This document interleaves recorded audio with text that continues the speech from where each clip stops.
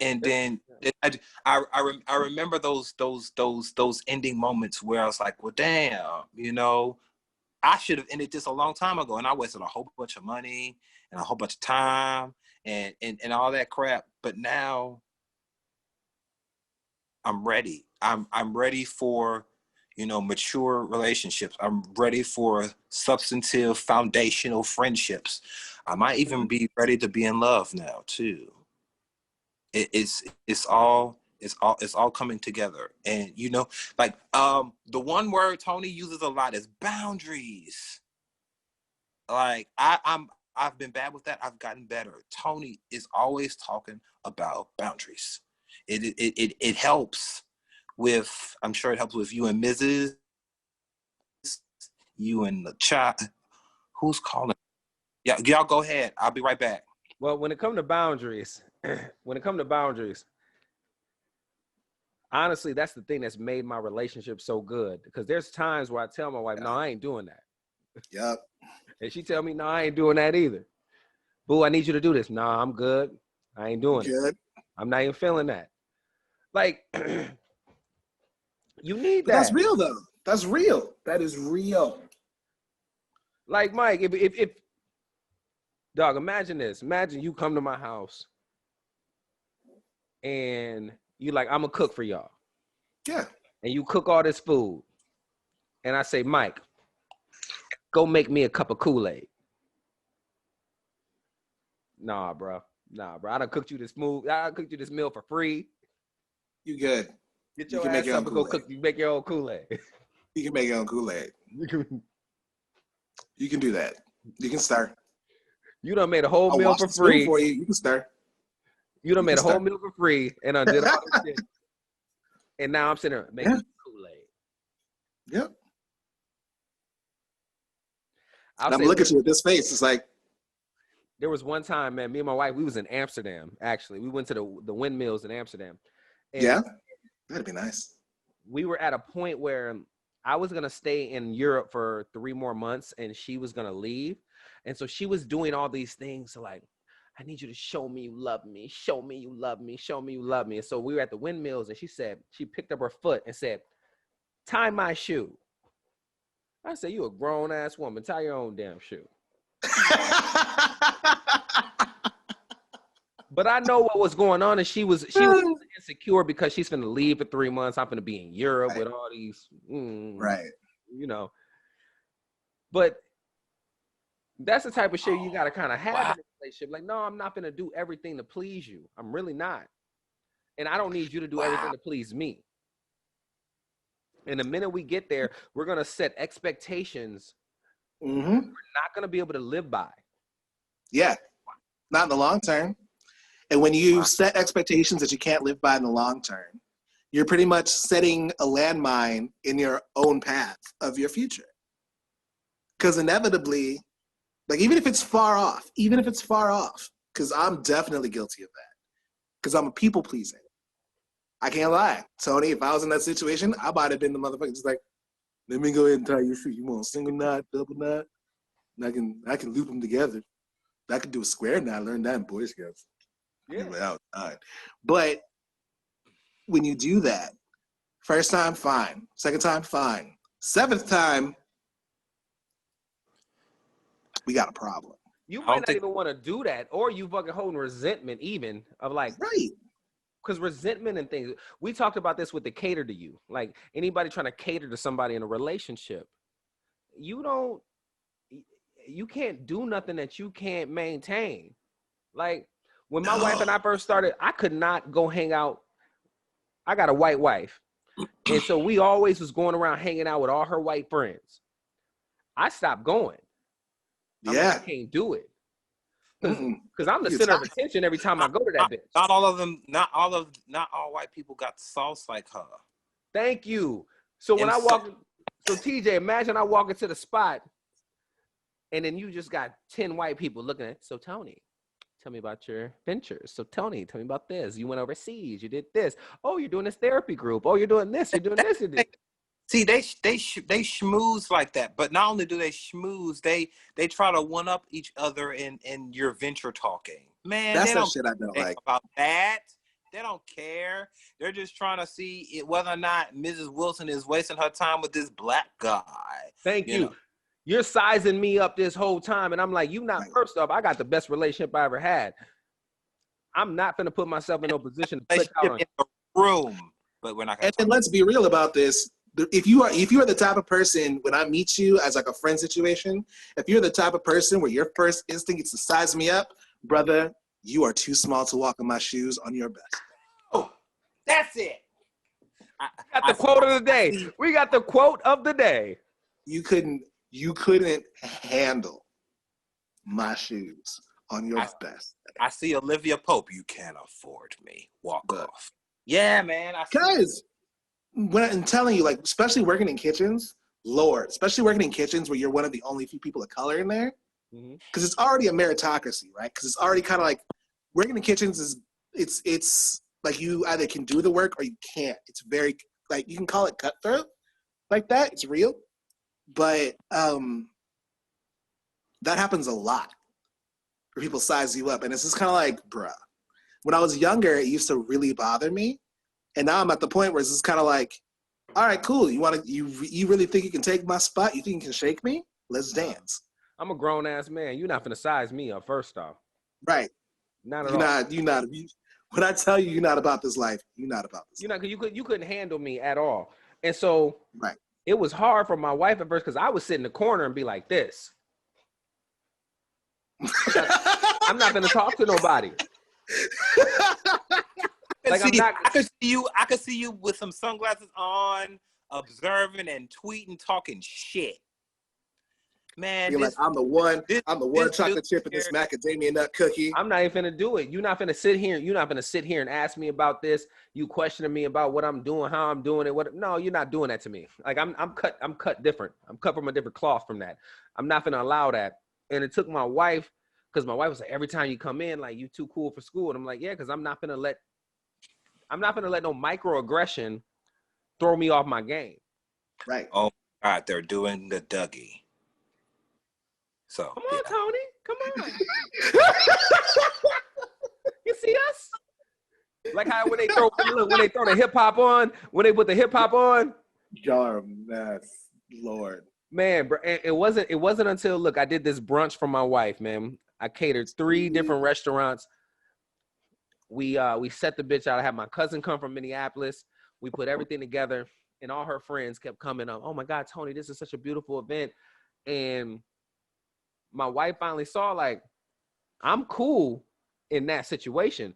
Because everybody was coming to me. Oh man, what's going on? The Lakers won. Oh, boom, boom, boom, talking to me. Right. Like, I don't want to come into your environment and deal with your microaggressions. You can come and talk to me as a human. But it wasn't until I did some superb shit like that they can talk to me like a human. Exactly. And your wife saw that. She was like, oh. Her mindset is completely changed. Now she's like, okay, I feel you. Because they're good people. Don't get it right. They're good people. Yeah. But, okay. I'm not about. Are they? I'm not about giving, them the benefit of the doubt too much these days, because I feel like folk know what they're doing. But so what I see them doing is, the discomfort is natural. They're not your relationship with Mrs. is in 2020 still taboo. Yep. You know what I'm saying? So like, and for you to be so, you're a strong black man. You're blackity black. You're not like black. You're not like Splenda Black. You're not Don Lemon. You know what I'm saying? Yeah. Mike is up. Mike over there. You should ask my prompt. Breathe, man. This man said, you're not Splenda Black. You're not Don Lemon. Black. You that real Hershey's chocolate. You not the off-brand Hermes.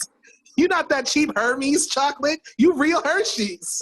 Yeah. You not that off-brand type stuff. You real cola. You not RC. You are Coke. You not great value. You are not equate, my dog. So that being said, it's like, you know, they're like, oh my God. No, you know, he uses the N-word so indiscriminately. And, you know, and you know, I wonder how his wife feels about that. And, you know, the type of stuff that they murmur about. But then it's like, you know, so the discomfort is natural. They live normally segregated lives. And so they're able to interact with you on very superficial levels. Right.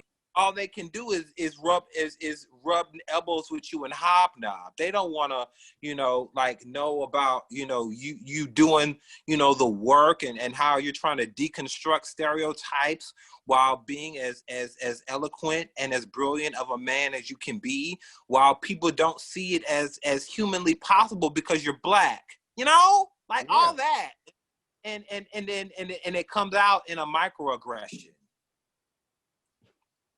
And you're so and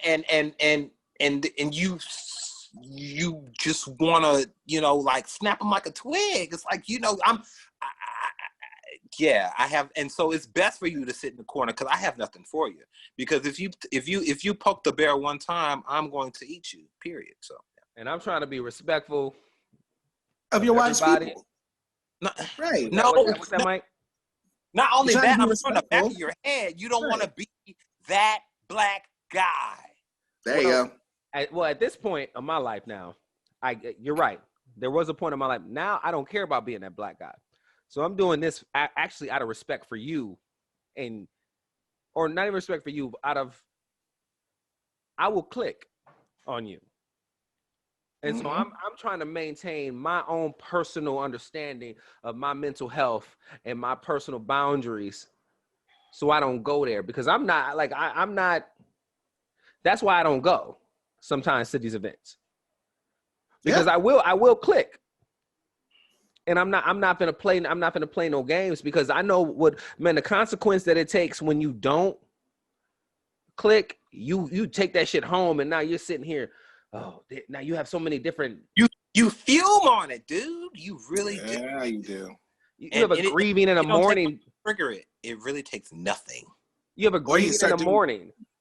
Or you start doing the thing where it's like you start taking time away from your relationship and from your person just to heal from all of that other stuff. And then your person is like, oh, wait, you don't want to spend time with me anymore. And it's just kind of like, no, I want to go to coffee shop and read and not feel judged for 8 hours a day. Because your friends are superficial and shit. Yeah. Right. And so it's a catch-22, and it's a losing hand no matter what you do. And how it comes down to, too, is like you said, they're literally sizing you up and trying to find reasons why that person can't be with you or shouldn't be with you.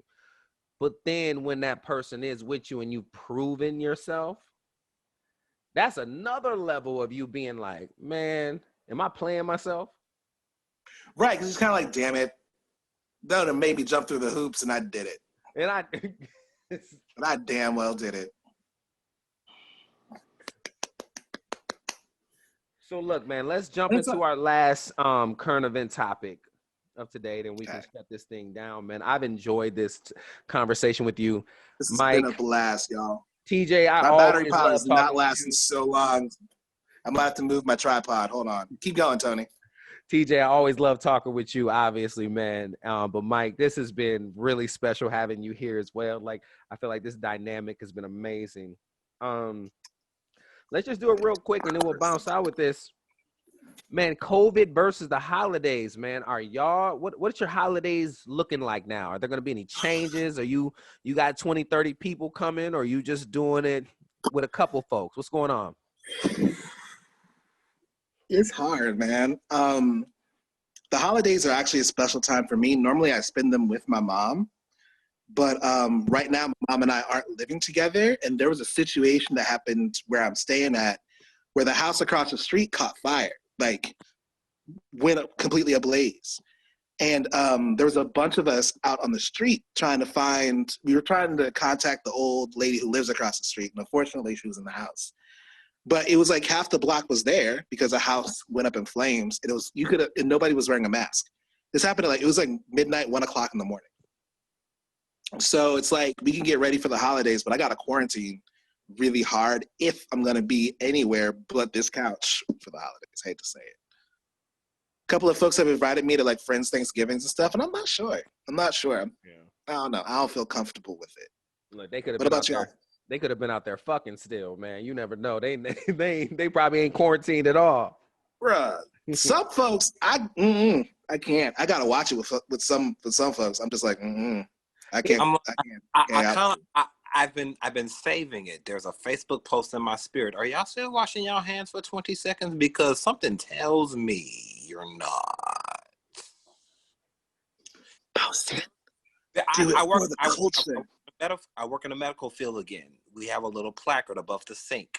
It Mhm. says the average time, if you wash your hands, the average amount of time that one washes their hands is 6 seconds.